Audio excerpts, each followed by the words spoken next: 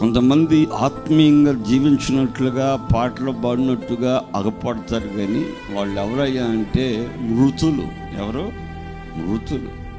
వాళ్ళని కలిగించి చూస్తే దేవుని సంబంధమైన సంపద వాళ్ళ హృదయాల్లో, మనసులో ఉండదు.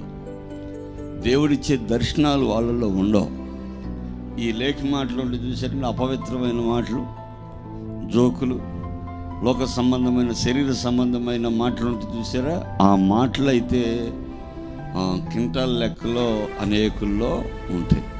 కానీ దైవ సంబంధమైన సంపద ఏంటి? ఆ సంపద అనంటే వాక్యాలు, ఉపదేశం, వాగ్దానాలు, దేవుడు చేసిన కార్యాలు, అద్భుతాలు, ఆశ్చర్య కార్యాలు, ఇవన్నీ మనలో నుంచి పెళ్ళుబీగుతూ రావాలి. స్తోత్రం కలుగును గాక.